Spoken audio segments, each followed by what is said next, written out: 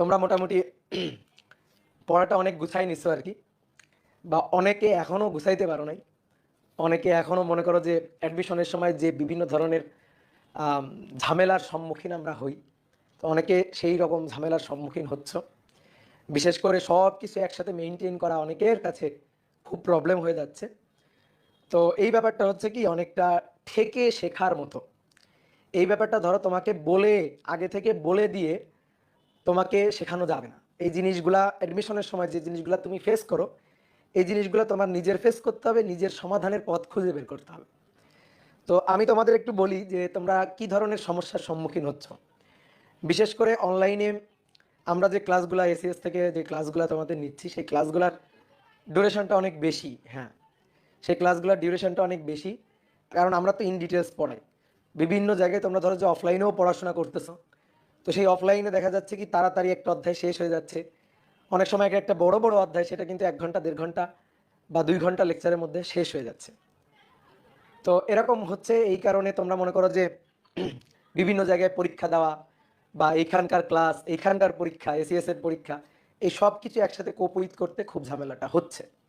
তো এইবার শোনো, সব কিছু ধরে রাখা যাবে না, কিছু জিনিস ছাড়তে হবে। ঠিক আছে, কিছু জিনিস ছাড়তে হবে। হুতো সে বা বলো যে অনেকের দেখা দেখি বিভিন্ন জায়গায় ভর্তি হইছো, ঠিক আছে, বিভিন্ন জায়গায় ক্লাস করতেছো, ব্লার হচ্ছে। ওকে, তো যেটা যে কথাগুলো বলতেছিলাম আর কি, যে এরকম বিভিন্ন সমস্যার সম্মুখীন তোমরা হচ্ছ, একসাথে সব কিছু কোপিট করতে ঝামেলা হচ্ছে। তো আপনাকে ব্লার দেখাইছে, আচ্ছা দেখাক, আমাকে ব্লার দেখাক, আমার কথা শুনতে পারলেই হবে আর বোর্ড দেখতে পারলেই হবে। ঠিক আছে, তো যেটা বলতেছিলাম আর কি, তো এই কারণে কিছু জিনিস একটু ছাড়া শেখো এখন, যে আমার এই জিনিসটা ছাড়তে হবে। ধরো অফলাইন, এখানে ধরো আমি নিউটনিয়ান বলবিদ্যা পড়াবো মিনিমাম 6টা ক্লাস। তো মিনিমাম 6টা ক্লাস, এবং 6টা ক্লাস ধরো যে টাইমটা তুমি ধরো যে অন এভারেজ তুমি 3 ঘন্টা 3.5 ঘন্টা ধরে রাখো, তাহলে বলো এই অধ্যায়ের এমন কিছু কি বাকি থাকবে যে জিনিসগুলো করানো হবে না। তো অফলাইনে ধরো বিভিন্ন জায়গায় তোমরা যখন পড়তেছো, সেখানে কিন্তু এত জিনিস প্রোভাইড করবে না একসাথে শেষ। তো এই কারণে অফলাইনে যদি তোমার মনে হয় যে ক্লাস ইফেক্টিভ না, তাহলে ক্লাসটা বাদ দিয়ে দাও। ঠিক আছে, ধরো যে হ্যাঁ পেমেন্ট করছো, টাকা পয়সা দিয়ে ভর্তি হয়েছো, ঠিক আছে, বাট সময় নষ্ট হয়ে যাচ্ছে যে তোমার। কথা বুঝছো? মনে করো টাকা দিয়ে মানুষ পচা জিনিস কিনছে, তুমি একটা জিনিস কিনছো কিন্তু জিনিসটা পচে গেছে, একটা খাবার, জিনিসটা পচে গেছে, কিন্তু এখন টাকা দিয়ে কিনছো।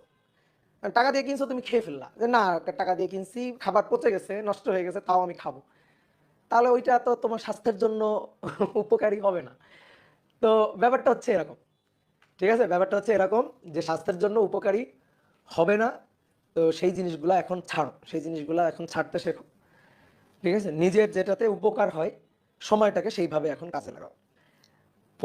পড়াটা জমায় রেখো না, বিশেষ করে আমাদের এসএস এর যে ক্লাসগুলো, এই ক্লাসগুলো কিন্তু জমায় রেখো না।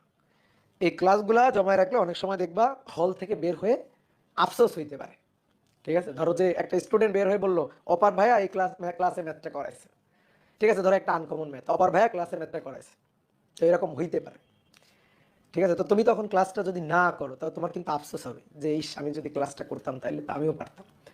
তো এরকম যদি আফসোস না হয়, ঠিক আছে, এই জিনিসটা ই করবা। তা আমি তোমাদের যেটা বলবো সেটা হচ্ছে সময়টাকে কাজে লাগাও, আর কিছুই না। জাস্ট সময়টাকে কাজে লাগাও। ঠিক আছে, আমি বেশি মোটিভেশন দিতেও পারি না। ঠিক আছে, আমি জাস্ট একটা কথা বলবো, সময়টাকে কাজে লাগাও, নিজের যেটাতে ভালো হয় সেই জিনিসটা করো, নিজের বিচার বিবেক বুদ্ধি কাজে লাগাও। ঠিক আছে, অন্যের কথাই বা অন্যের দেখা দেখি কিছু করো না। কারণ মনে করো যে কারো অল্প একটু সময় পড়লেই হয়, কিন্তু তোমার অল্প একটু সময় পড়লে হয় না, তোমার অনেক বেশি সময় পড়া লাগে। তো কারো সাজেশন তোমার সাথে মিলবে না, কে কিভাবে পড়াশোনা করছে সেই সাজেশন তোমার সাথে মিলবে না। তোমার পথ তোমাকে নিজেকে খুঁজে নিতে হবে। কি কথা কি বুঝে গেছো?